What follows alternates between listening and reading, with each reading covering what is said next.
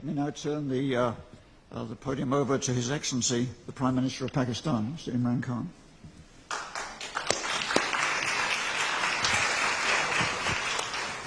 Bismillah ar-Rahman ar-Rahim. First of all, I'd like to say that I feel proud. I'm sitting with a statesman of our times, Dr. Mahathir Mohamad, who I respect, and I admire the way he has transformed Malaysia. And especially that he came back at this young age to fight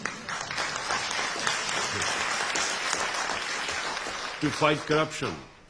And the Malaysia which Dr. Mahathir left behind, and the one, unfortunately, because of corruption, which is a problem for, in fact, countries are poor only because of corruption, not because of lack of resources. So I really respect Dr. Mahathir Mohamad, and I'm proud to be sitting with him. Let me just first say that I was a born environmentalist because I loved the wilderness of Pakistan. We have the most unique mountain wilderness in the world because half of the world's highest peaks are in Pakistan. And so I grew up on trekking, and all our summer vacations were always spent in the Himalayas and in the mountains.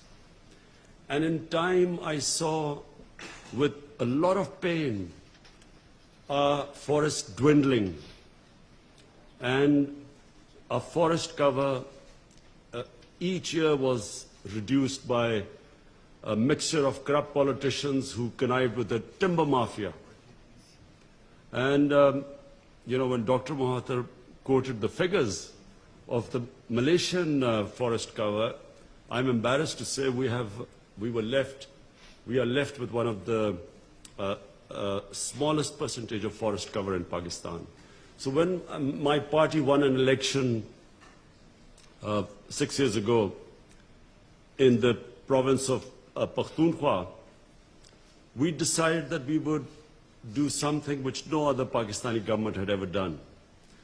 We decided to plant 1 billion trees in 5 years to counter climate change.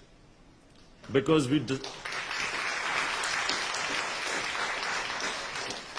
Pakistan happens to be, unfortunately, in the top 10 countries most vulnerable to climate change.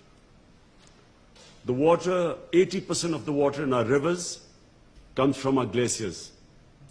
And because of global warming, our glaciers are melting at a faster rate than we hear of glaciers, for instance, on the poles.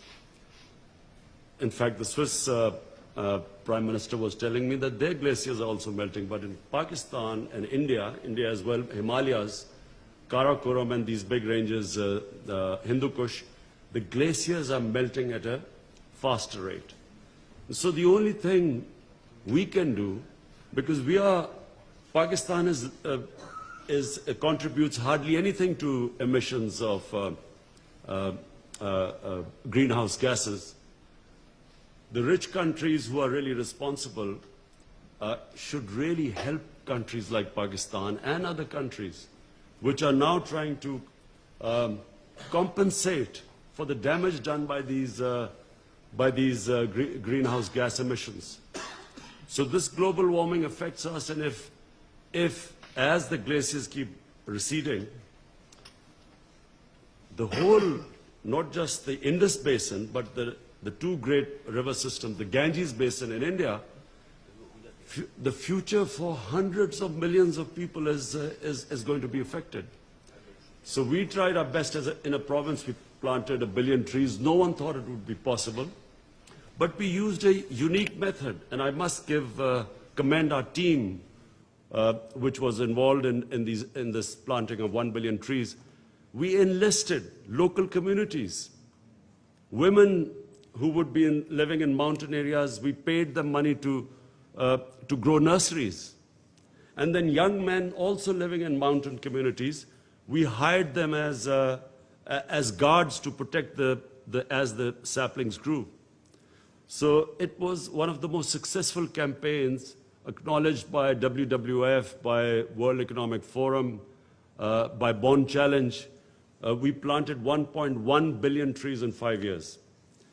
So now, when my party won elections a year ago, we became even more ambitious, and we have given ourselves a target of 10 billion trees. So in the next 5 years, we hope to plant 10 billion trees in Pakistan to counter the effects of climate change. And we are going to use the same method of employing people in remote communities. We are going to pay women especially to grow nurseries in remote villages, and then hire young boys from the communities as guards to protect the trees, like we've done in KP province. But I do feel that those countries, rich countries who are contributing so much toward these greenhouse gas emissions, they must help countries like us, because the rate at which we are going, I'm afraid, I just feel that there's not much seriousness in this from the richer countries. Because maybe they feel that they're not affected that much, but eventually everyone will be affected. You will have